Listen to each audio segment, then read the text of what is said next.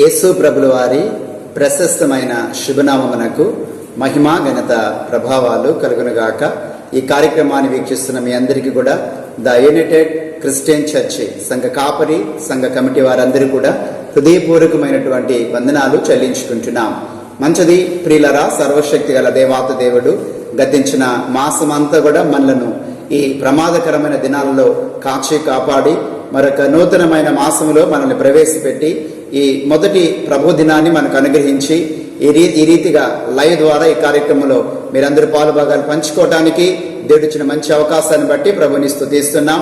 ఇది ప్రభు దినము కనుక దయచేసి మీరందరూ కూడా ప్రార్థనలో ఏకీభవించవలసిందిగా మనం చేస్తున్నాం. ప్రార్థించుకుందాం. తరల వంచండి.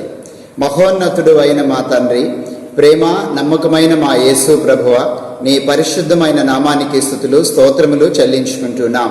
సర్వేశ్వరుడా, గతించినటువంటి మాసమంతా కూడా నీ రెక్కల కింద మమ్మల్ని భద్రపరిచి కాచి కాపాడిన విధానాన్ని బట్టి కృతజ్ఞతలు నాయన చెల్లించుకుంటున్నాం. మమ్మల్ని ప్రేమించిన ఆయన మరొక శ్రేష్టమైనటువంటి నూతన మాసములో ప్రవేశపెట్టి ఈ మొదటి ప్రభుదినాన్ని మీరు మాకు అనుగ్రహించిన విధానాన్ని బట్టి కూడా కృతజ్ఞతలు చెల్లించుకుంటున్నాం. లైవ్ ద్వారా కార్యక్రమాన్ని వీక్షిస్తున్న మా బిడ్డలందరినీ కూడా దీవించండి నాన్న, ఆశీర్వదించండి. ప్రతి ఒక్కరు కూడా తండ్రి కార్యక్రమంలో పాలుభాగాలు పంచుకొని ఆత్మతో సత్యముతో నేను ఆరాధించే భాగ్యం దయచేయమని యేసు నామములో అడుగుచున్నాము తండ్రి, ఆమేన్. మంచిది ప్రియులరా, ఈ శ్రేష్టమైనటువంటి సమయంలో మనం దేవుని వాక్యమును వినబోయేటువంటి ముందుగా ఆంధ్రక్రైస్తవ కీర్తనల పాటల బుక్కుల నుండి 521వ కీర్తన యేసుతో టీవీగా పోదుమనే కీర్తన పాడి ప్రభునామాన్ని మహింపరచుకుందాం.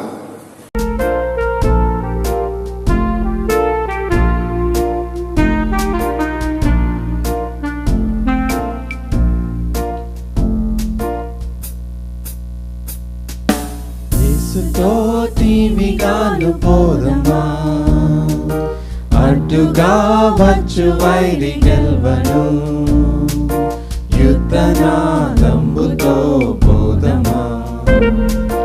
యేసుతో టీవీగాను పోదమా, అడ్డుగా వచ్చు వైరి గెల్వను, యుద్ధనాదంబుతో పోదమా. రాజు సైన్యమందు చేరను, ఆ రాజు దివ్య సేవ చేయును.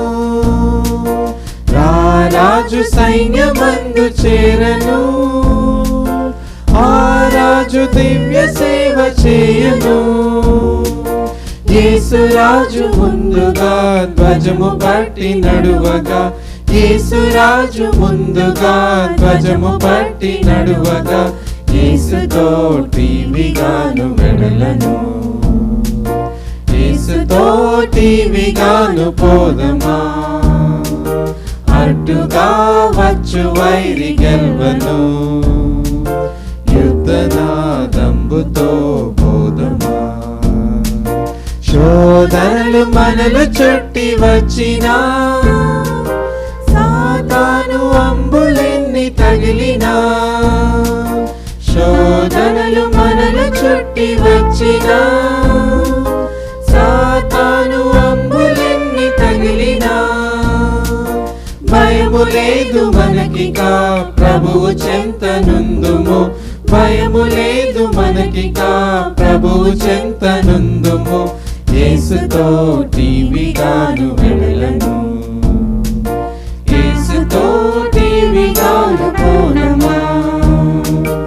అడ్డుగా వచ్చు వైరి గెల్వను, యుద్ధనాదంబుతో పోదమా. ఓ యువతి యువకులార చేరుడి, శ్రీ యేసురాజు వార్త చాటుడి. ఓ యువతి యువకులార చేరుడి, శ్రీ యేసురాజు వార్త చాటుడి. లోకమంత ఏకమై యేసునాదు గొల్వను, లోకమంత ఏకమై యేసునాదు గొల్వను. సాధనం ఎవరు నీవు నేనేగా, యేసుతో టీవీగాను పోదమా. అడ్డుగా వచ్చు వైరి గెల్వను, యుద్ధనాద యేసుతోటివిగాను పోదమా. అడ్డుగా వచ్చు వైరి గెల్వను, యుద్ధనాదంబుతో పోదమా, యుద్ధనాదంబుతో పోదమా. మంచిది ప్రియులరా, ఈ శ్రేష్టమైనటువంటి సమయంలో దేవుని యొక్క వాక్య పఠనము పరిశుద్ధ గ్రంథముల నుంచి రెండవ సమూయేలు గ్రంథము 20వ అధ్యాయము 14వ వచనము నుండి 22వ వచనం వరకు మనం చదువుకుందాం. వాక్య పఠనం రావినూతుల రోజా ప్రసాద్ గారు మనకు చదివి వినిపిస్తారు. ఈ పరిశుద్ధ దినమునకై ఏర్పాటు చేయబడిన పరిశుద్ధ వాక్యం చదువుకుందాము. 2వ సమూయేలు గ్రంథము 20వ అధ్యాయము 14వ వచనం నుండి 22వ వచనం వరకు చదువుకుందాం. అతడు ఇశ్రాయేలు గోత్రపు వారందరి యొద్దకును, ఆబేలు వారి యొద్దకును, బేత్మయాకా వారి యొద్దకును, బెరీయులందరి యొద్దకును రాగా వారు కూడుకొని అతని వెంబడించిరి. ఈ ప్రకారం వారు వచ్చి ఆబేలు బేత్మయాకా యందు బిక్రీని ముట్టడి వేసి పట్టణపు ప్రాకారం ఎదుట బుర్జు కట్టగా యోవాబు వారందరూ ప్రాకారమును పడవేయుటకును దానిని కొట్టివి. అప్పుడు యుక్తిగల ఒక స్త్రీ ప్రాకారం ఎక్కి, ఓహో ఆలకించుడి ఆలకించుడి, నేను అతనితో మాట్లాడినట్లు యోవాబును ఇక్కడికి రమ్మని చెప్పుడని కేక వేయగా యోవాబు ఆమె దగ్గరకు వచ్చెను. అంతటా ఆమె యోవాబు నీవేనా అని అతనిని అడగగా అతడు నేనే అనను. అందుకామె నీ దాసురాలకు నేను నీతో మాట్లాడుదునా అని అడుగగా అతడు మాట్లాడవచ్చుననెను. అంతటా ఆమె పూర్వకాలమున జనులు ఆబేలునందు సంగతి విచారింపవలనని చెప్పుట కద్దు, అలాగన చేసి కార్యములు ముగించుచూ వచ్చిరి. నేను ఇశ్రాయేలు నందు నిమ్మళస్తులలోను యథార్థవంతులలోను చేరిక అయిన దానను. ఇశ్రాయేలీల పట్టణములలో ప్రధానమగు ఒక పట్టణమును లయము చేయవలనని నీవు ఉద్దేశించుచున్నావు. యెహోవా స్వాస్థ్యమును నీవెందుకు నిర్మూలము చేయుదు అని చెప్పగా యోవాబు నిర్మూలము చేయను, లయపరచను, అలాగనే చేయను, సంగతి అది కానే కాదు. బిక్రీ కుమారుడగు షేబా అని ఎఫ్రాయిము మన్యపువాడు ఒకడు రాజైన దావీదు మీద ద్రోహం చేసి ఉన్నాడు. మీరు వానిని మాత్రం అప్పగించుడి, తోడనే నేను ఈ పట్టణంను విడిచిపోవుదునని చెప్పగా ఆమె యోవాబుతో చిత్తము వాని తల ప్రాకారము పైనుండి పడవేయబడునని చెప్పిపోయి తాను యోవాబుతో పలికిన యుక్తిగల మాటలను జనులందరికీ తెలియజేయగా వారు బిక్రీ కుమారుడగు షేబా యొక్క తలను ఛేదించి యోవాబు దగ్గర దానిని పడవేసిరి. కాగా అతడు బాకా ఊదించిన తర్వాత జనులందరూ ఆ పట్టణమును విడిచి ఎవరి గుడారములకు వారు పారిపోయి యోవాబు యెరూషలేమునకు రాజునొద్దకు తిరిగి వచ్చెను. దేవుని పరిశుద్ధ వాక్యం మనందరిలో దీవించి ఆశీర్వదించును గాక. ఆమేన్. మంచిది ప్రియులరా, ఈ శ్రేష్టమైనటువంటి సమయంలో వాక్య పఠనాన్ని చదివించినటువంటి రోజా ప్రసాద్ గారికి ప్రత్యేకమైనటువంటి వందనాలు చెల్లించుకుంటున్నాం. మనం ప్రార్థనతో ముందుకి సాగిపోదాం. దయచేసి ప్రార్థించుకుందాం. పరిశుద్ధుడు అయిన తండ్రి, ప్రేమ కలిగిన మా ప్రభా, నీకు స్తోత్రాలు చెల్లించుకుంటున్నాం. ఈ శ్రేష్టమైనటువంటి సమయంలో ఇదిగో నాన్న మా ప్రభుదినమందు ప్రభా మా ప్రియులందరూ కూడా నీ వాక్యం వినటానికి సంసిద్ధులేండుగా మీ కృపలో జ్ఞాపకం చేసుకోండి. నీ దాసులను ఎడింతల ఆత్మ శక్తి చేత నింపి నీ పాత్రగా బలపరిచి మీరు మాత్రమే వాడుకొనమని యేసు నామములో అడుగుచున్నాము తండ్రి. ఆమేన్. దేవుని అతి పరిశుద్ధమైనటువంటి నామమునకు మహిమ ఘనత ప్రభావాలు కలుగునుగాక. ఈ కార్యక్రమాన్ని వీక్షిస్తున్నటువంటి మీ అందరికీ కూడా ద యునైటెడ్ క్రిస్టియన్ చర్చ్ సంఘ కాపరి, సంఘ పెద్దలు, సంఘమంతా కూడా శుభాభివందనాలు తెలియపరుస్తూ ఉంది. మంచిది. ఈ భయానకమైన దినాలలో ప్రియులరా, దేవాతి దేవుడు గద్దించిన మాసమంతా మనల్ని కాచి కాపాడి ఈ నూతనమైనటువంటి మే మాసములో మనల్ని ప్రవేశపెట్టి ఈ మొదటి ప్రభుదినాన్ని మనకు దేవాతి దేవుడు అనుగ్రహించిన విధానాన్ని బట్టి ప్రభుని స్తుతిస్తున్నాం. మీరు దయచేసి మీ బైబిల్స్ ఓపెన్ చేయండి. ఇది ప్రభుదినం కనుక మీ గృహాల్లో దయచేసి బైబిల్ ఓపెన్ చేసి వాక్యాన్ని జాగ్రత్తగా వినవలసిందిగా మనం చేస్తున్నాం.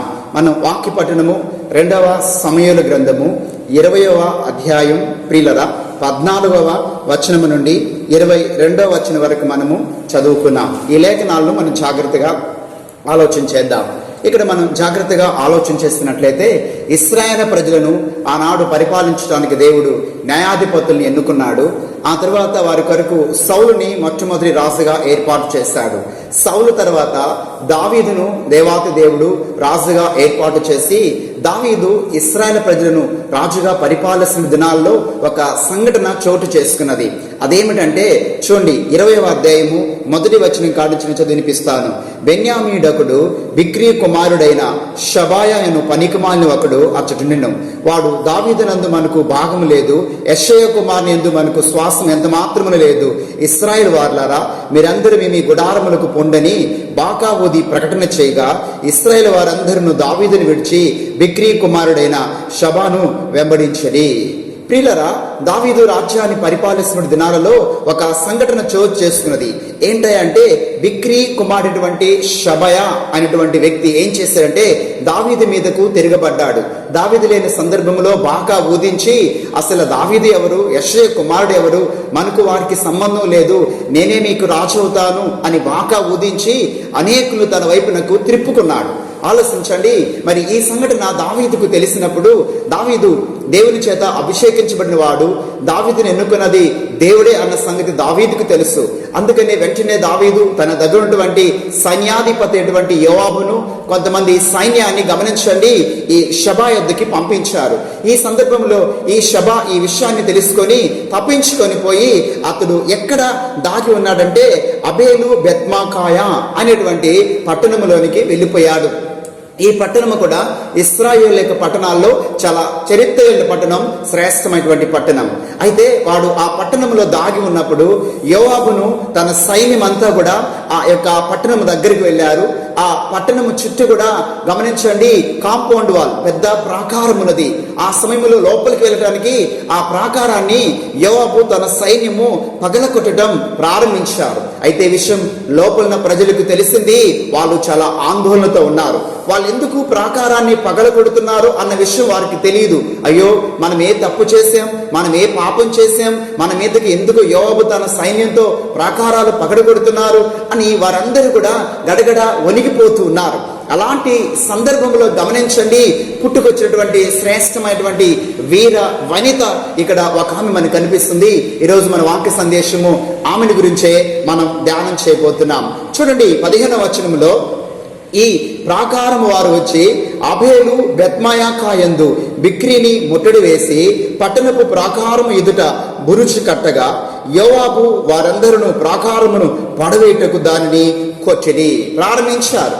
ఆ ప్రారంభించినప్పుడు ఎందుకు ఈ ప్రాకారాన్ని పడగొడుతున్నారు అని ధైర్యంగా వెళ్ళి వారిని అడగటానికి ఆ పట్టణంలో ఉన్నటువంటి ఏ పురుషునికి ధైర్యం చాలా, ఆ పట్టణంలో ఉన్నటువంటి ఏ యవనస్తుడికి ధైర్యం చాలా.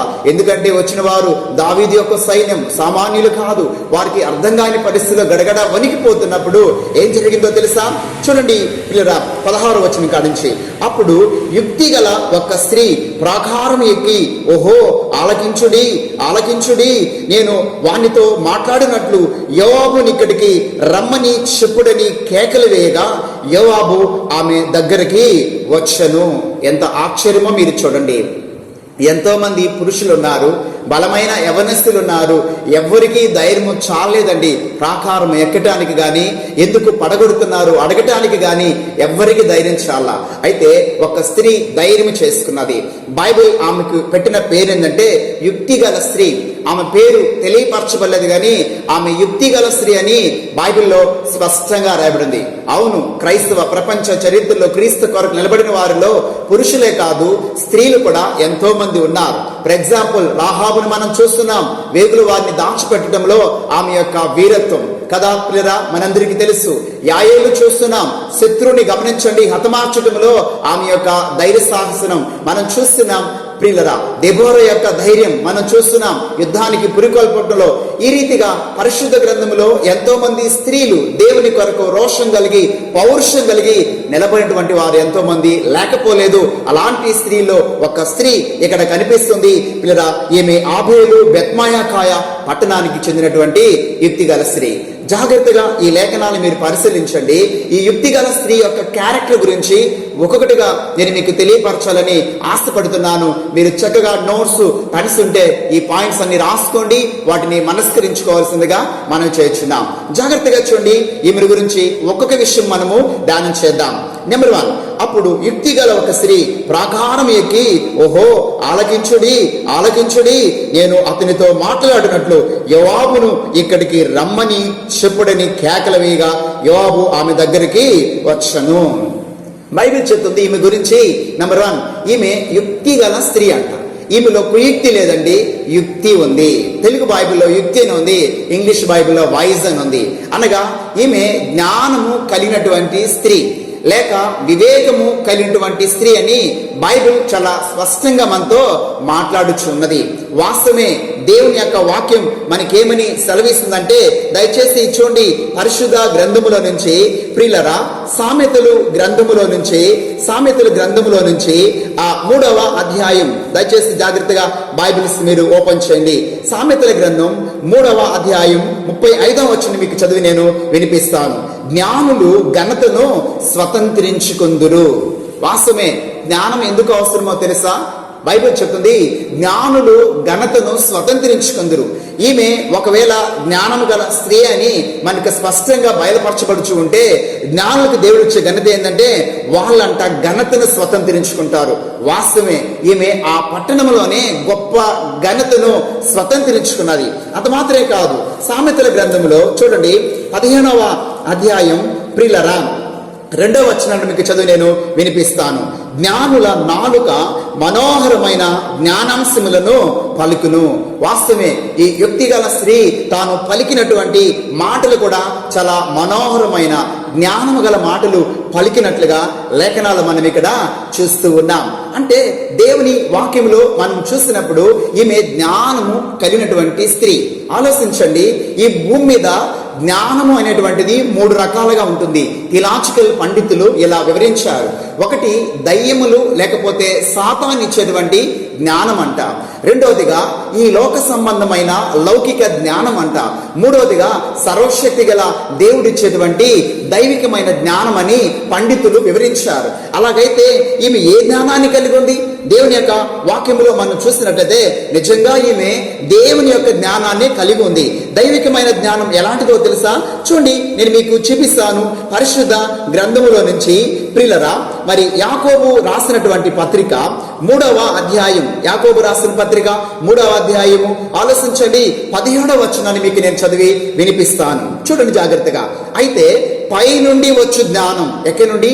పై నుండి అనగా దేవుని యొద్ద నుండి వచ్చేటువంటి జ్ఞానం మొట్టమొదట పవిత్రమైనది, తర్వాత సమాధానకరమైనది, మృదువైనది, సులభముగా లోబడినది, కనికరముతోనూ మంచి ఫలములతోనూ నిండుకున్నది, పక్షపాతమైనను వేషధారణైనను లేనిదై ఉన్నది.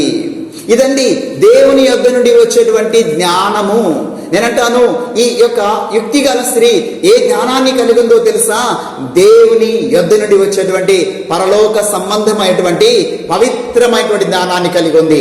ఆలోచించండి, ఈనాడు లోక సంబంధమైనటువంటి తత్వజ్ఞానం చేత లేకపోతే సాతాను ఇచ్చేటువంటి జ్ఞానం చేత తమ జీవితాలను కుటుంబాలని కట్టాలనుకున్న వాళ్ళందరూ కూలిపోయారు. మనం చూస్తున్నాం, కాలగర్భంలో కలిసిపోయారు. అయితే ఆది నుంచి కూడా దేవుడు అనుగ్రహించేటువంటి జ్ఞానాన్ని పొందుకున్నటువంటి యేసేపుని మీరు చూసినా, దానియేలుని మీరు చూసినా, ఈ సొలొమోని మీరు చూసినా, యుక్తిగల స్త్రీని మనం చూసినా, వారు చరిత్ర పుటల్లో నిలిచిపోయారు. వారి దేశాలను, వారి కుటుంబాలను, వారి జీవితాలను వారు చక్కగా కట్టుకున్నట్లుగా మనం చూస్తున్నాం.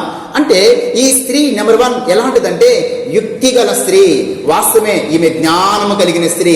జ్ఞానము వలనే ఆలోచించండి, మన జీవితాలను, మన కుటుంబాలను, మన దేశాన్ని మనం కట్టుకోగలుగుతామని వాక్యం మనకు స్పష్టంగా తెలియపరచబడుచున్నది. కాబట్టి మొట్టమొదటిగా మనం చూసినట్లయితే ఈ స్త్రీ యుక్తిగల లేకపోతే జ్ఞానం గల స్త్రీ అంట. నెంబర్ 2 చూద్దాం. అయితే ఈమె ఏం చేసింది? ఈ స్త్రీ ఇక్కడ చూస్తున్నాం. అప్పుడు యుక్తిగల ఒక స్త్రీ ప్రాకారం ఎక్కి, ఓహో ఆలకించుడి ఆలకించుడి, నేను అతనితో మాట్లాడినట్లు యోవాబుని ఇక్కడికి రమ్మని చెప్పుడని కేకలు వేస్తుంది. ఈమె ప్రాకారం ఎక్కిందండి.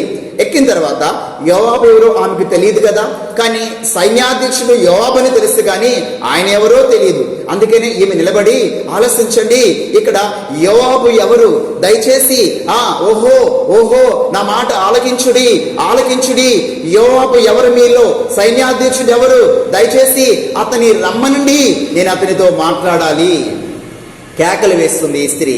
ఆలోచించండి, దేవుని యొక్క వాక్యంలో మనం చూస్తున్నట్లయితే ఈమె కేకలు విన్నటువంటి యోవాబు ముందుకు వచ్చి నేనే యోవాబునని నిలబడ్డాడు. ఒక స్త్రీ దేవుని వాక్యంలో మనం చూస్తే ప్రాకారమికి ఒక దేశం యొక్క సైన్యాధ్యక్షుడిని గమనించండి పిలిచినప్పుడు రాగలిగాడు. నేనంటాను ఈమె యొక్క కేకలు ఎంత శక్తి కలిగినటువంటివో కదండి, ఈమె కేకలు ఎంత బలమైనటువంటివో. ఈనాడు మనం కూడా చాలా కేకలు వేస్తుంటాం కానీ మన కేకల్లో ఏ శక్తి ఉన్నదండి. చూడండి, ఫర్ ఎగ్జాంపుల్ మీకు నేను చూపిస్తాను.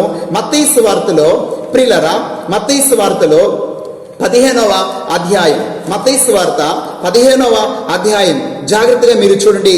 23వ వచనం మీకు నేను చదివి వినిపిస్తాను. అందుకు ఆయన ఆమెతో ఒక్క మాట ఆయనను చెప్పలేదు. అప్పుడు ఆయన శిష్యులు వచ్చి ఈమె మన వెంబడి వచ్చి కేకలు వేయుచున్నది కనుక ఈమెని పంపివేయమని ఆయనను వేడుకొనగా. ఇక్కడ మనం చూస్తున్నాం, సీదోను ప్రాంతానికి చెందినటువంటి ఒక అన్యురాలు తన కుమార్తెకి దయ్యం పట్టినప్పుడు ప్రభు దగ్గరకు వచ్చి ఏం చేస్తుందండి? కేకలు వేస్తుంది. దావీదు కుమారుడా, నా కుమార్తెని కరుణించు, నా కుమార్తెని బ్రతికించు అని చెప్పి కేకలు వేస్తున్నట్లుగా మనం చూస్తున్నాం. ఎట్టకేలకు చివరికి ఆమె కేకలే గెలిసాయి. ఆమె కేకలు యేసు ప్రభుల వారి యొక్క హృదయాన్ని తాకి ఆలసించండి గొప్ప కార్యం తన కుమార్తె జీవితంలో జరిగించినట్లుగా మనం చూస్తున్నాం. అలాగే మత్తయి సువార్తలో 21వ అధ్యాయం, మత్తయి సువార్తలో 21వ అధ్యాయంలో 9వ వచనం కూడా మనం చూసినప్పుడు జనసమూహంలో ఆయనకు ముందు వెళ్ళుచుండిన వారును వెనక వచ్చుచుండిన వారును దావీదు కుమారునికి జయము, ప్రభు పేరట వచ్చేవాడు స్తుతింపబడును గాక, సర్వోన్నతమైన స్థలములు జయము అని కేకలు వేయుచుండిరి. రెండవదిగా యేసు ప్రభుతో వెళ్ళుచున్నప్పుడు ఆ గొప్ప జనసమూహం యెరూషలేము పట్టణానికి కేకలు వేస్తున్నప్పుడు శాస్త్రులు పరిసయ్యులు ఆ కేకలు ఆపివేయడానికి ప్రయత్నించారు కానీ వాళ్ళ వల్ల కాలేదండి. వాళ్ళు తదేకంగా యెరూషలేము పట్టణం వెళ్ళేంత వరకు కూడా కేకలు వేశారు. ప్రభుని ఉన్నతంగా వాళ్ళు మహిమపరిచారు. నేనంటాను, దేవుని యొక్క వాక్యం మనకేమని సెలవిస్తుందంటే మనం చాలా కేకలు వేస్తూ ఉంటాం. అయితే దేవుని దగ్గరికి నువ్వు వచ్చినప్పుడు ఆత్మ సంబంధమైనటువంటి కేక నువ్వు వేసినప్పుడు నీ కేక దేవుని దగ్గరికి వెళుతుందా? నీ కేక దేవుని హృదయాన్ని తాకగలుగుతుందా? ఇక్కడ యుక్తి గల స్త్రీ యొక్క కేక యోవాబుని సైన్యాధ్యక్షుని ముందుకు తీసుకువచ్చేటట్లుగా చేసింది. ఆమె కేకను వినగలిగేటట్లుగా చేసింది.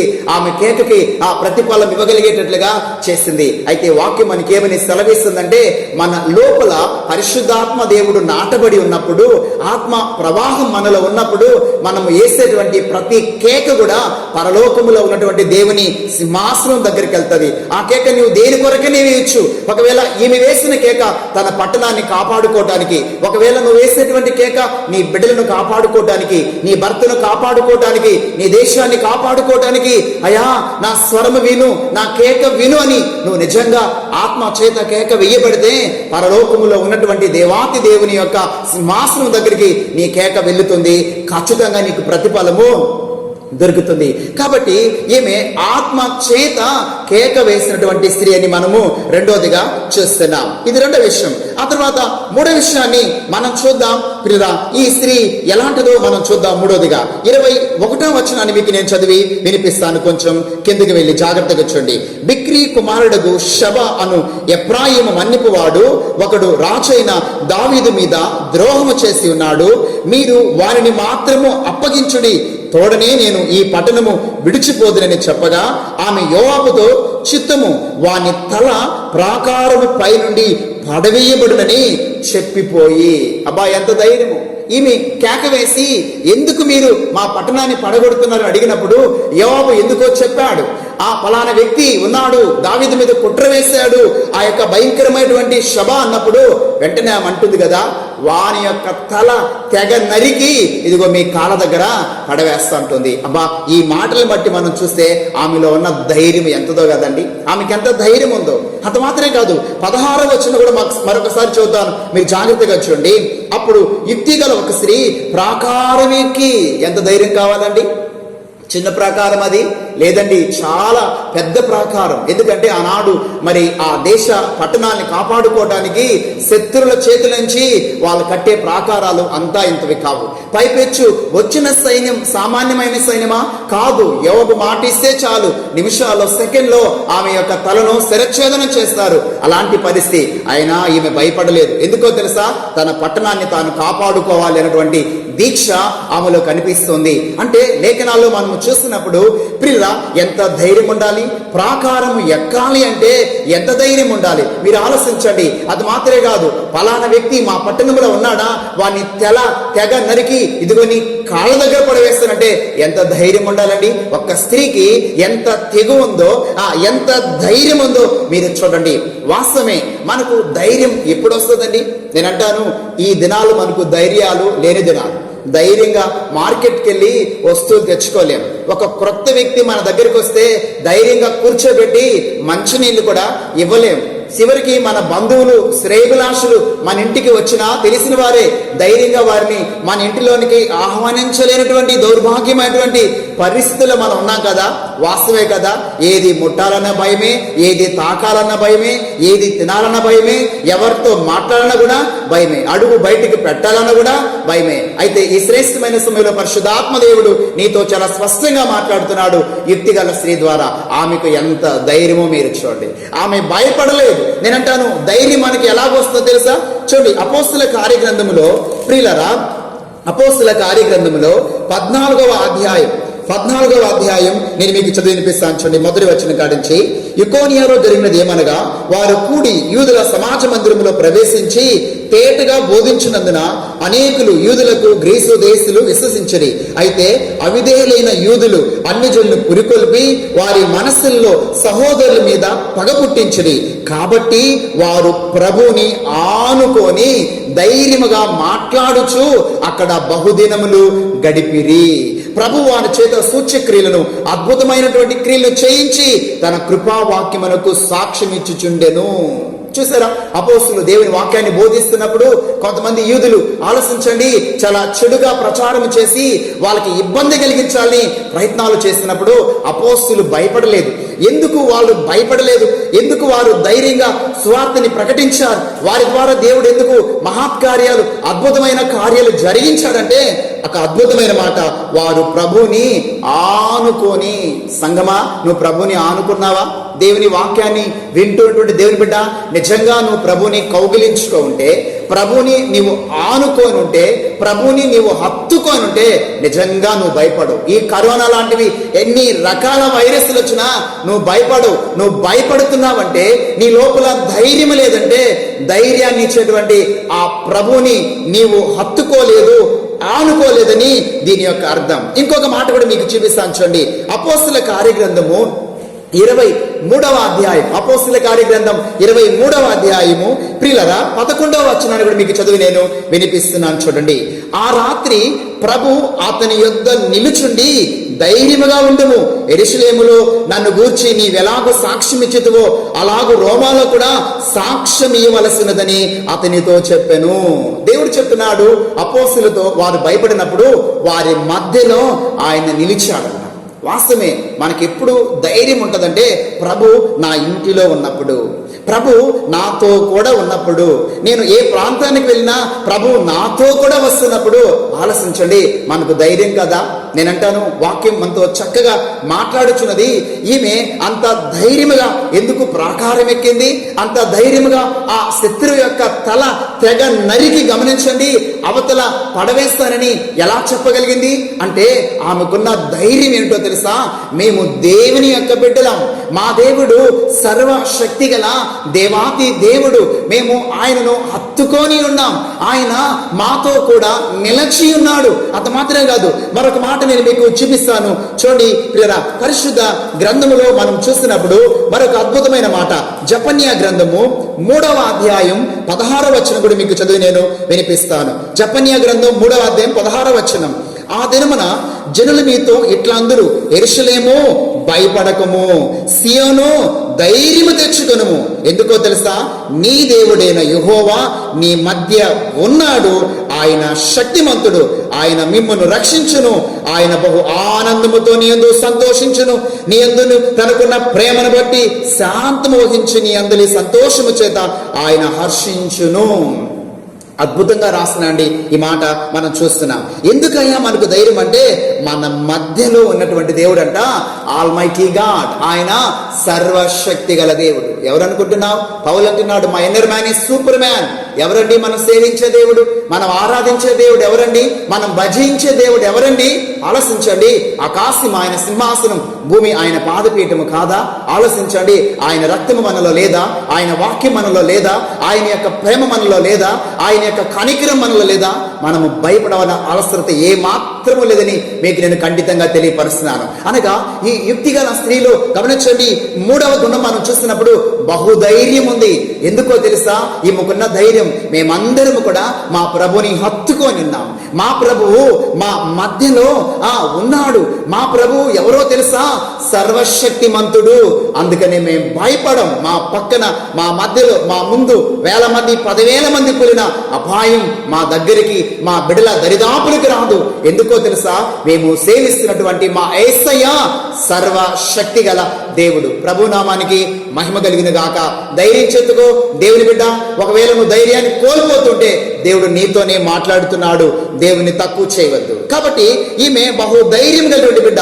ఎందుకంటే ప్రాకారం ఎక్కింది. అది మాత్రమే కాదు, శత్రువు యొక్క తలను తెగనరికి మీ కాళ్ళ ముందు పడవేస్తానని చెప్పింది. ఇది 3వ విషయం. ఆ తర్వాత ఈమెలో 4వ విషయాన్ని కూడా మనం చూద్దాం. ఈమె ప్రాకారం ఎక్కి ఏం మాట్లాడుతుందో తెలుసా? 19వ వచనం, 20వ అధ్యాయంలో 19వ వచనం మనం చదువుకుందాం. నేను ఇశ్రాయేలు యొక్క ప్రజలలో, లేకపోతే నేను ఇశ్రాయేలు నందు నిమ్మలస్తులలోను యథార్థవంతుల్లోను చేరికైన దానును అంటుంది. ఎంత అద్భుతమైనటువంటి సాక్ష్యం తన గురించి చూడండి. ఇది 4వ విషయం రాసుకోండి ఈమె గురించి. 4వదిగా ఈమె తన గురించి తాను సాక్ష్యం ఇస్తుంది. నేను అంటాను, మీరు జాగ్రత్తగా వినండి.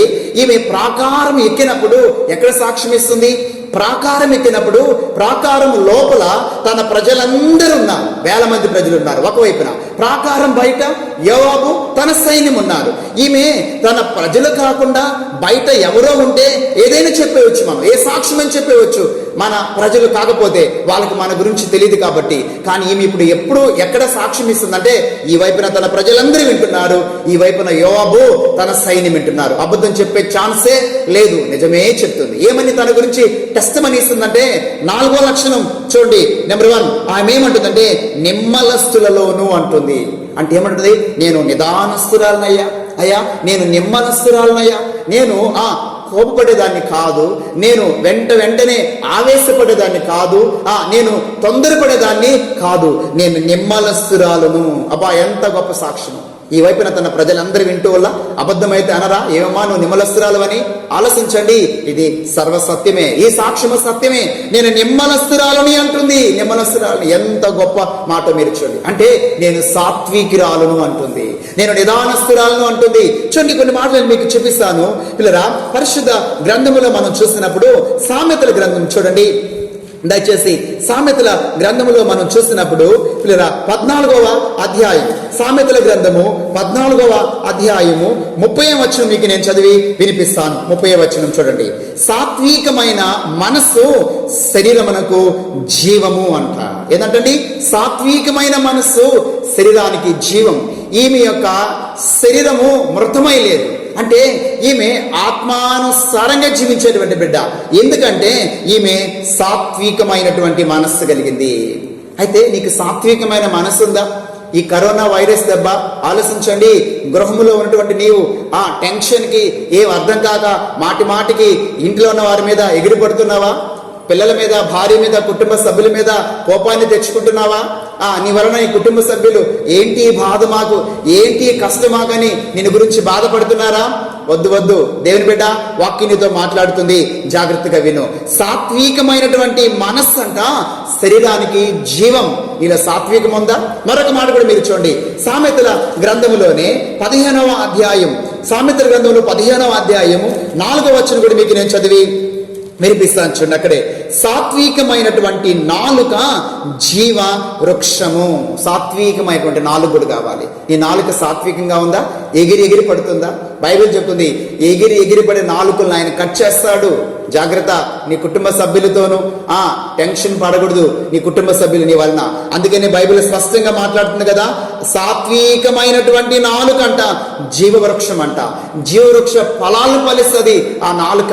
అందుకని అన్నిటికంటే ముఖ్యంగా నీ నాలుకను జాగ్రత్త చేసుకోమని యాకోబు పత్రికలో కూడా స్పష్టంగా మనకు తెలియపరిచాడు. అంటే ఈ రెండు లేఖనాలను బట్టి మనం చూస్తే మనము సాత్వికమైనటువంటి మనస్సు కలిగి ఉండాలి, అలాగే సాత్వికమైనటువంటి నాలుక కలిగి ఉండాలి. ఎందుకంటే మన మనస్సులో ఉండేవే నాలుక ద్వారా మాట్లాడతాం, మనస్సులో ఏముంటే నాలుక ద్వారా మనం మాట్లాడతాం. అందుకనే మన మనస్సు సాత్వికంగా ఉండాలి, అలాగే మన నాలుక కూడా ఎలా ఉండాలంటే సాత్వికంగా ఉండాలి కదండి. మనకు తెలుసు మత్తయి సువార్త 5వ అధ్యాయం 5వ వచనంలో యేసు ప్రభువు వారు స్పష్టంగా చెప్పారు, సాత్వికులు ధన్యులు, వారు ఈ భూలోకాన్ని స్వతంత్రించుకుంటారని చెప్పారు. మన జాతిపిత మహాత్మా గాంధీ ఈ ధన్యతలను ఎప్పుడు కూడా తన ప్యాకెట్లో పెట్టుకొని చదివేవాడంట.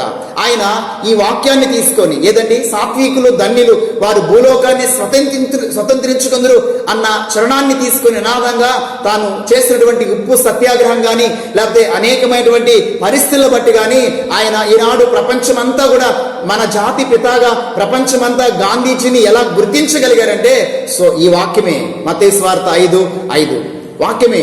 అంటే వాక్యం మనకి ఏమని సెలవిస్తుందంటే, ప్రభునందు ప్రియమైనటువంటి దేవుని బిడ్డలారా, నీకు సాత్వికమైన నాలుక ఉండాలి, సాత్వికమైన మనస్సు ఉండాలి, సాత్వికమైన నడవడిక ఉండాలి, సాత్వికంగా చూడాలి, సాత్వికంగా ఆలోచించాలి. దేవుని యొక్క వాక్యం మనకు చాలా స్పష్టంగా మాట్లాడుతుంది. ఆమె సాక్ష్యం ఇస్తుంది, అయ్యా నేను కోపం చేసిన బిడ్డను కాదయ్యా, నేను ఆవేదన చూపించే బిడ్డను కాదయ్యా, నేను సాత్వికురాలను, లేకపోతే నిదానస్తురాల్ని. బిడ్డ, ఇంటిలో ఎలా ఉంచున్నావు, నీ యొక్క ఇంటిలోని నడవడికి ఎలాగుందో ఒక్కసారి నువ్వు ఆలోచించుకోవాల్సిందిగా దేవుని యొక్క వాక్యం అంతా స్పష్టంగా మాట్లాడుచున్నది. దేవుని యొక్క వాక్యంలో మనం చూస్తున్నట్లయితే పిల్లరా, ఈమంట ఎలాంటిదంటే మనం చూస్తున్నప్పుడు నిమ్మలస్తురాలంట. ఇది 4వ గుణం. 5వ గుణం చూద్దాం, అక్కడే ఉంది. నిమ్మలస్తులలోను, తర్వాత యథార్థవంతులలోను చేరికైనటువంటి దానం. రెండవదిగా మనం చూస్తున్నట్లయితే ఈమెలో అంట యథార్థత కూడా ఉందంట. యథార్థత కూడా అంటే మీరు రాసుకోండి, ఇది 5వ గుణం. ఆమెలో యథార్థమైనటువంటి గుణం. నేనంటాను యథార్థత అనేది చాలా శ్రేష్టమైనటువంటిది. మనం చాలా సందర్భాల్లో యథార్థతను విడిచిపెడతాం కాదండి. చాలా మంది భార్యలు భర్తల దగ్గర, భర్తలు భార్యల దగ్గర, తల్లిదండ్రులు బిడ్డల దగ్గర, అత్త కోడల దగ్గర, కోడలు అత్త దగ్గర ఎంతమంది అండి యథార్థంగా ఉన్నారు? చాలా అరుదు. ఏదని చెప్పరు కాదండి. యథార్థత ఎన్నోసార్లు మనము కోల్పోతూ ఉంటాం. అందుకని వాక్యం మనకి ఏమని బోధిస్తుందంటే, యథార్థవాది లోక విరోధి అయినప్పటికీ కూడా మనం యథార్థంగానే మాట్లాడాలి అని బైబిల్ మనతో మాట్లాడుతుంది. ఎందుకో తెలుసా? ఈమె యథార్థంగా జీవించడం ద్వారా ఏ ప్రతిఫలాలు పొందుకున్నది? ఒకవేళ మనం జీవించినా కానీ కొన్ని విషయాలు నేను మీకు చూపిస్తాను ప్రియరా. పరిశుద్ధ గ్రంథములో నుండి కీర్తనల భాగంలో 11వ కీర్తన 7వ చరణాన్ని మనము చదువుకుందాం. 11వ కీర్తన 7వ చరణం. యెహోవా నీతిమంతుడు, ఆయన నీతిని ప్రేమించువాడు, యథార్థవంతులు ఆయన ముఖ దర్శనము చేసెదరు. అబ్బా, ఎంత గొప్పదంతా మీరు చూడండి. ఈమె యథార్థవంతురాలు అంటే ఒకవేళ భౌతికంగా ఆయన ముఖాన్ని ఈమె దర్శించకపోయినా ఆయన ముఖము యొక్క తేజస్సు ఈమె ముఖములో ఉంది నేను అంటాను. యథార్థంగా ఏ క్రైస్తవుడు జీవించినా భౌతికంగా ఆయన ముఖాన్ని చూడకపోయినా నేను అంటాను ఆధ్యాత్మికంగా ఆయన ముఖము యొక్క తేజస్సు ఖచ్చితంగా మన ముఖములో ఉంటుంది. అంటే అనేకులు మన ముఖాన్ని చూసినప్పుడు నిజంగా ప్రతిబింబించేటువంటి క్రీస్తు యొక్క ముఖాన్ని వారు చూడగలుగుతారని వాక్యం మనతో చాలా స్పష్టంగా మాట్లాడుతున్నది. యథార్థవంతులు ఆయన ముఖ దర్శనాన్ని చేస్తారు. అంత మాత్రమే కాదు, 112వ కీర్తనలో కూడా మనం చూసినప్పుడు 112వ కీర్తన 4వ వచనాన్ని మీకు నేను చదివి వినిపిస్తాను. ప్రియులారా, యథార్థవంతులకు చీకటిలో వెలుగు పుట్టును, వారు కటాక్షమును వాత్సల్యతయు నీతి గలవారు అంట. చూడండి, యథార్థవంతులకంట చీకటిలో వెలుగు పుడుతుందంట. అంటే వారికి అర్థం కాని పరిస్థితుల్లో ప్రయాణం చేసేటప్పుడు, ఇబ్బందికరమైన పరిస్థితుల్లో ప్రయాణం చేసినప్పుడు, సమస్యల్లో ప్రయాణం చేసినప్పుడు, జీవితం వారికి కనుమరుగైపోయినప్పుడు నేను అంటాను అలాంటి పరిస్థితులకు కావాల్సిన మంచి ఆలోచనలు, తలంపులు, ఈవులు, ఆలోచనలు, ఉద్దేశాలు అనేటువంటి వెలుగునంట మనకు పుట్టిస్తాడంట. పైన కూడా మనం చూస్తే 2వ వచనంలో ఆలోచించండి. 2వ వచనం లాస్ట్ చరణంలో మనం చూస్తే యథార్థవంతుల వంశపు వారు దీవించబడుదురు. ఎంత చక్కని మాటలో. మీరు బైబిల్ అంతా చదవండి. యథార్థవంతుల కొరకు అనేకమైనటువంటి రెఫరెన్స్లు దేవుడు బైబిల్లో రాయించి పెట్టినాడు. యథార్థంగా ఒక కుటుంబం, ఒక వ్యక్తి జీవిస్తే పర సంబంధమైన దీవెనలు, భూ సంబంధమైన దీవెనలు కొల్లాలుగా దేవుడు అనుగ్రహిస్తాడని బైబిల్లో చాలా స్పష్టంగా మనము చూస్తూ ఉన్నాం ప్రియరా. ఇంకొక మాట కూడా మీకు చూపిస్తాను చూడండి. సామెతల గ్రంథంలోనే మనం చూసినప్పుడు సామెతల గ్రంథంలో 28వ అధ్యాయము 10వ వచనం మీకు నేను చదివి వినిపిస్తాను ప్రియరా. యథార్థవంతులను దుర్మార్గమందు నొప్పి తప్పించువాడు తాను దొరికిన గోతులో తానే పడును. యథార్థవంతులు మేలైన దానిని స్వతంత్రించుకుందురు. ఎంత చక్కని మాట మీరు చూడండి. యథార్థవంతులంట మేలైనటువంటి వాటివి అంటే ఆధ్యాత్మికంగా అయినా భౌతికంగా అయినా వారు స్వతంత్రించుకునే ప్రతిదీ కూడా గమనించండి మేలు కలిగించేటువంటివే. చాలా మంది యథార్థతను విడిచిపెట్టి మేము ఎంతో సంపాదించుకున్నాం, అన్యాయంగా అక్రంగా మోసం చేసి లంచాలు తీసుకుని చీకట్లో అని చాలా లగ్జరీ అనిపిస్తున్నామని అనుకుంటున్నారు. ఒక రోజున అదే వారికి ఉరైపోతుంది. అయితే యథార్థంగా నీవు జీవించినప్పుడు, యథార్థంగా నీ కుటుంబం జీవించినప్పుడు, యథార్థన ప్రవర్తన కలిగి మీరు ప్రవర్తించినప్పుడు బైబిల్ చాలా స్పష్టంగా మాట్లాడుతుంది మేలైన వాటిని. అవి చూడటానికి ఒకవేళ కొంచెంగా అనిపించవచ్చు, అవి ఆలోచించడానికి కొంచెంగా అనిపించవచ్చు. నిజంగా వాటి ద్వారా నీ కుటుంబానికి మేలు కలుగుతుంది ప్రియుడా. వాటి ద్వారా నీ కుటుంబానికి మేలు కలుగుతుంది. పరిశుద్ధ గ్రంథమైన బైబిల్లో ఏ భక్తుని జీవితాన్ని మనం చూసినా వాళ్ళు మేలు అనుభవించడానికి, మేలైనవి స్వతంత్రించుకోవటానికి, తరతరాలుగా మేలైన వాటిని పొందుకోవడానికి కారణం ఏంటి అని అడిగితే వాళ్ళు చెప్పగలిగేటువంటి సమాధానం ఒకటే, మేము మా దేవుని దగ్గర యథార్థతను కనపరిచాం, మా దేవుడు మా యథార్థతను చూశాడు, మా యథార్థతను పరీక్షించాడు. కాదండి, యేసేపు ఎలాగా ఐగుప్తు దేశం గొప్ప మంత్రి కాగలిగాడంటే అతడు యథార్థంగా ఉన్నాడండి. అవకాశం దొరికిందని ఎక్కడ పాపం చేయడానికి అతడు అవకాశం ఇవ్వలేదు, యథార్థంగా జీవించాడు కదండి. ఆలోచన చేయండి.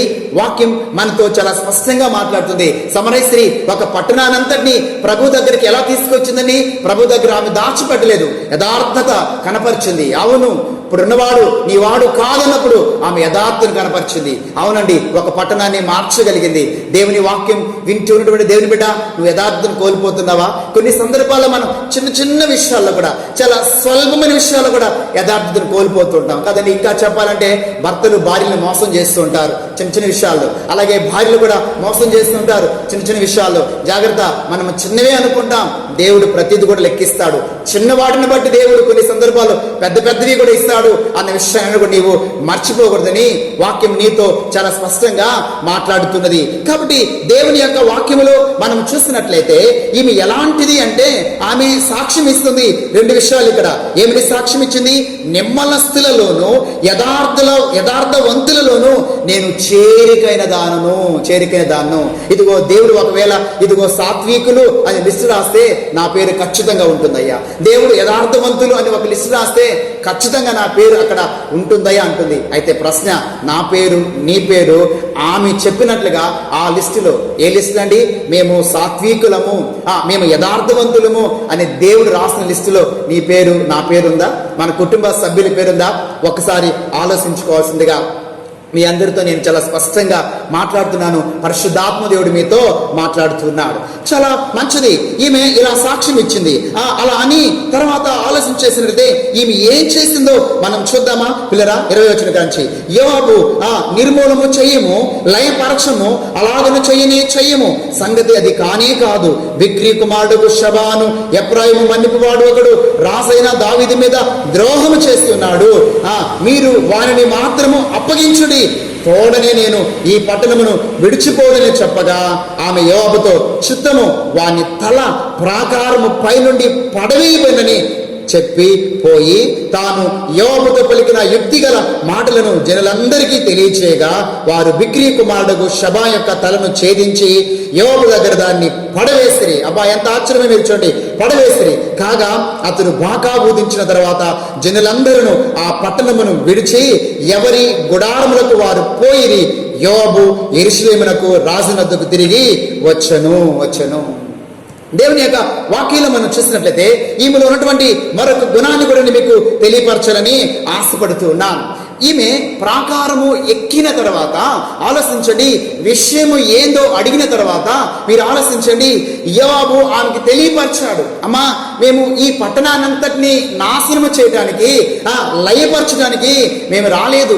ఎందుకు వచ్చామంటే విక్రీ కుమారుడు శబ దావీదు మీద కుట్ర చేస్తున్నాడు, వాడి పట్టణంలో ఉన్నాడు, వాడిని మేము నాశనము చేయడానికి ఇదిగో వచ్చాం, వాడిని అప్పగిస్తే చాలు, మేము మీ పట్టణాన్ని నాశనము చేయము అని చెప్పినప్పుడు ఆలోచించండి ఆమె యొక్క స్పందన ఎలాగుందో మనం ఇక్కడ చూస్తున్నాం. మీరు జాగ్రత్తగా చూసినట్లయితే 17వ వచనంలో కొంచెం పైకి వెళ్దాం మనం. అంతటా ఆమె యోవాబు నీవేనా అని అతన్ని అడగగా అతడు నేనే అని, అందుకామె నీ దాసురాలకు నేను నీతో మాట్లాడుదునా అంటుంది. చూడండి దేవుని వాక్యంలో మనం చూసినట్లయితే ఆరోగుణం అంటే కొంచెం పైకి నేను కిందకు వస్తున్నా, మీరు అర్థం చేసిన దాని కొరకు, రాసిన దాని కొరకు. ఆరోగ్యంగా మనం చూసినట్లయితే ఈమె నీ దాసురాలకు నేను అంటుంది, దాసురాలు అంటుంది. ఆమె దాసురాలండి, ఆమె దాసురాలు కాదు కదా. ఎందుకంటుంది ఈ మాట? ఆమె తన్ను తాను తగ్గించుకుంటూ ఉంటుంది, తగ్గించుకుంది. మనందరికీ తెలుసు కదండి, తన్ను తాను తగ్గించుకున్నాడు ఏమవుతాడంట? హెచ్చింపబడతాడు. మన మనస్సులో తగ్గింపు కావాలి, మన ఆలోచన తగ్గింపు కావాలి. ఆమె యొక్క తగ్గింపు యోవాబు చాలా జాగ్రత్తగా పరీక్షించాడు. ఆమె యొక్క తగ్గింపు యోవాబు సైన్యం అంతా కూడా జాగ్రత్తగా పరీక్షించారు. ఆమె తగ్గింపు లోపల ఉన్న తన పట్టణ ప్రజలు కూడా చూశారు. నేను అంటాను, నీవు ఇంటిలో తగ్గించుకోవాలి, సంఘములో తగ్గించుకోవాలి, సమాజంలో తగ్గించుకోవాలి. అసలు తగ్గించుకోవటమే యేసయ్య గుణం కాదండి. ఆయన సర్వశక్తి గల దేవాతి దేవుడేండి ఎలాగొచ్చాడండి? ఏమీ లేనటువంటి వాడుగా వచ్చాడు, అవును కాదండి. ఆయన దాస్య రూపము ధరించాడని గమనించండి. ఫిలిప్పీ పత్రికలో మనం చాలా స్పష్టంగా చూస్తున్నాం. యేసు ప్రభువు వారు ఏం చేశారు? తన విందులో నుంచి మనందరికీ తెలుసు, యోహాను సువార్తలో ఆయన లేచి తన పై వస్త్రాన్ని పక్కన పెట్టి తువాల తీసుకొని నడుము కట్టుకొని శిష్యుల పాదాలను కడిగి తన్ను తాను తగ్గించుకొని మాదిరి చూపించాడు. నువ్వు తగ్గించుకుంటున్నావా? మీరు ఆలోచించండి. ఫర్ ఎగ్జాంపుల్ మీరు చూడండి, దేవుని వాక్యంలో మనం చూస్తే ఆదికాండం 18వ అధ్యాయం 27వ వచనం, ఆదికాండం 18వ అధ్యాయం 27వ వచనంలో అబ్రహాము లోతు కోసం ప్రార్థించేటప్పుడు ఏమన్నాడు? దుమ్ముని ధూళినైనా నేను అంటున్నాడు. దుమ్మును ధూళినైనా నేను మరొక్కసారి నీకు మనవి చేసుకుంటున్నానయ్యా. అబ్బా ఎంత తగ్గించుకున్నాడు కదా. మీరు చూడండి ఈ మాట ఎంత చక్కగా రాయబడినదో. అంత మాత్రమే కాదు, మరి మొదటి సమూయేలు గ్రంథం 24వ అధ్యాయం 14వ వచనం, మొదటి సమూయేలు గ్రంథం 24వ అధ్యాయం 14వ వచనం మీరు చూసినట్లయితే సౌలు దావీదును చంపడానికి వచ్చినప్పుడు ఆ వీరకాల దావీదుకి అవకాశం దొరికింది. అయినా దావీదు చంపల, వస్త్రాన్ని మాత్రం కోసి నిలబుడ్డి తీసుకుని వెళ్ళి సౌలు కొంచెం ముందుకెళ్ళిన తర్వాత దావీదు ఏం చేశాడు? సౌలుని అరిచి సాగిలపడి సాష్టాంగ నమస్కారం చేశాడు. అవసరం అండి దావీదుకి? ఎంత తగ్గించుకోండి మీరు చూడండి. ఏమన్నాడు? సచ్చిన కుక్క వంటి వాడునైనా నన్ను చంపడానికి ఎందుకు రాజా నువ్వు పరుగులు తీస్తున్నావు? అబ్బా ఎంత తగ్గించుకోండి. చచ్చిన కుక్క అంటే దావీదు అనుకుంటే ఆ సమయంలో ఒక్క ఏటితో సౌలు యొక్క తలను ఛేదించేవాడే. దావీదు ఎస్ అంటే చాలు, దావీదు దగ్గర ఉన్న మనుషులే సౌలుని ఛేదించే వాళ్ళే, కానీ ఛేదించలా. ఎందుకో తెలుసా? సౌలు అభిషేకించబడినవాడు కాబట్టి. అంటే లేఖనాల్లో మనం చూస్తే దావీదు తగ్గించుకున్నాడు. ప్రియులా మీరు చూడండి, ఇక లేఖనాల్లో మనం చూస్తాం కదండి, ఇంకెవరు తగ్గించుకోండి? అబ్రహాము తగ్గించుకున్నారు. అంత మాత్రమే కాదు, దానియేలు నెబుకద్నెజర్ దగ్గర, బెల్షాస్సర్ దగ్గర కలభావాల్ని తెలియపరచేవాడు నీవే కదా.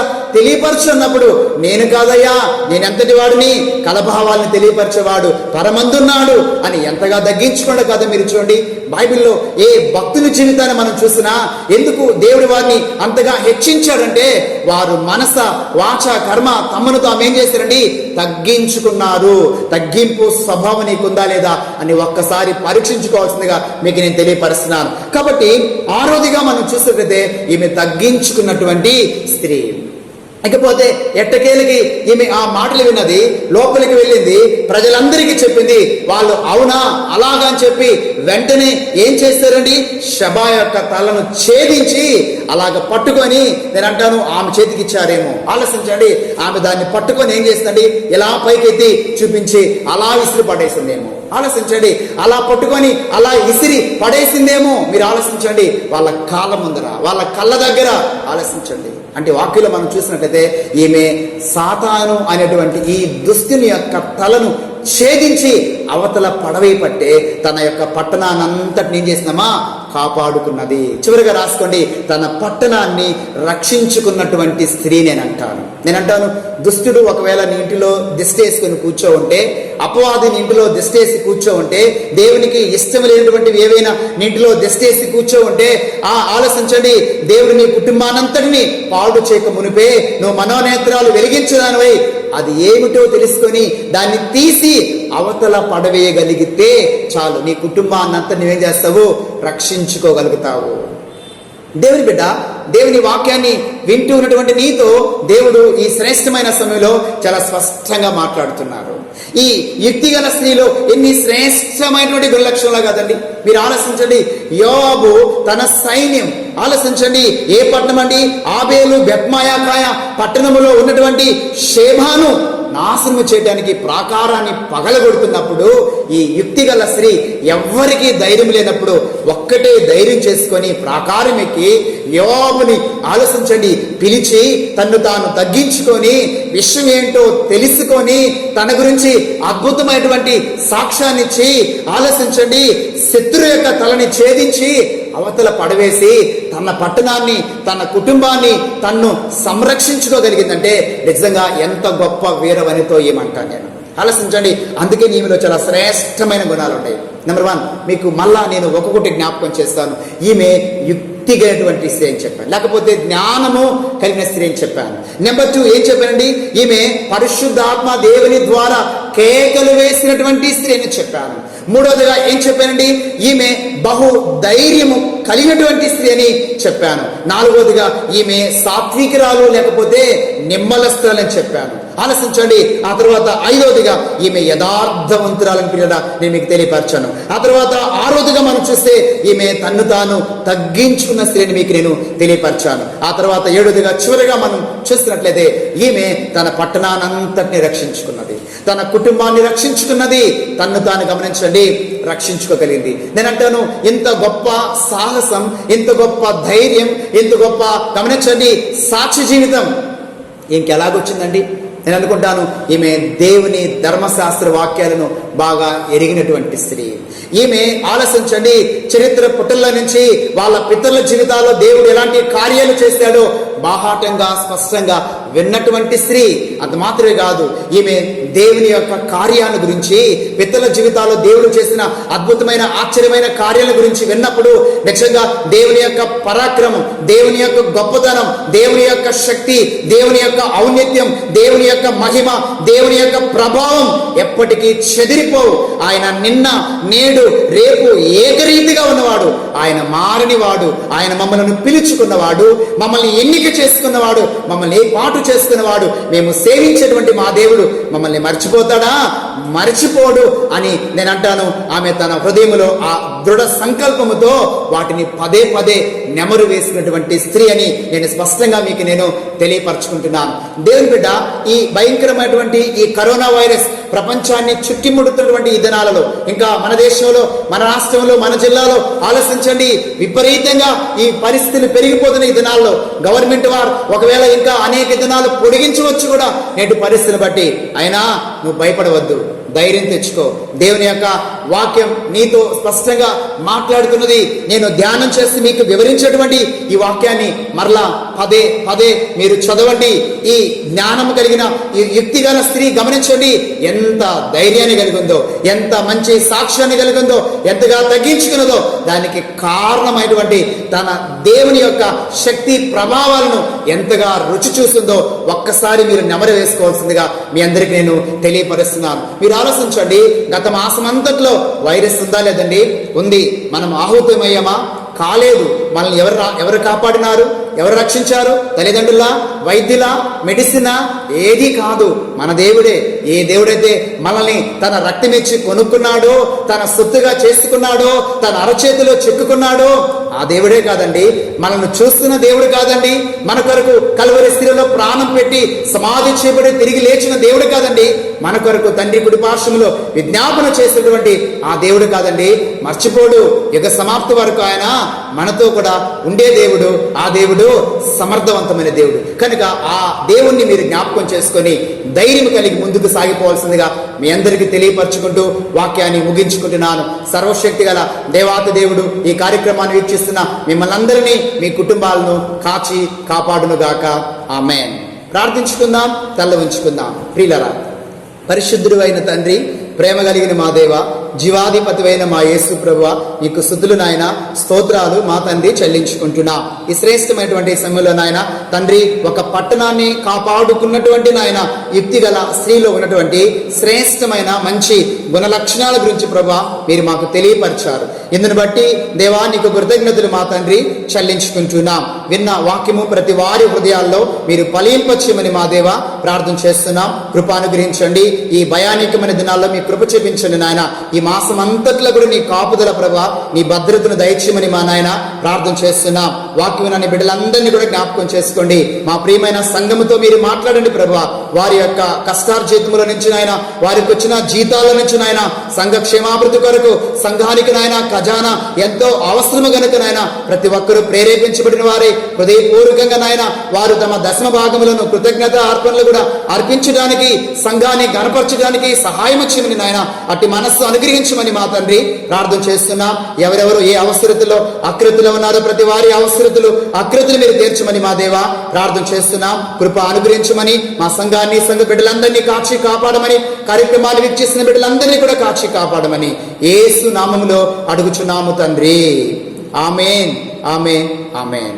ఆశీర్వాదాలు తీసుకుందాం. ప్రియులరా, మన పరమ తండ్రి అయిన యెహోవా దేవుని ప్రేమ, ప్రభు అయిన యేసుక్రీస్తు వారి కృప, పరిశుద్ధాత్మ దేవుని యొక్క అన్యోన్యమైన సహవాసము, త్రియేక దేవుని యొక్క ఆశీర్వాదాలు సదాకాలము ఈ కార్యక్రమాన్ని వీక్షిస్తున్నటువంటి మనకు, మన కుటుంబాలకు, మన బిడ్డలకు తోడుగా ఉండి దేవుడు కాచి కాపాడును గాక.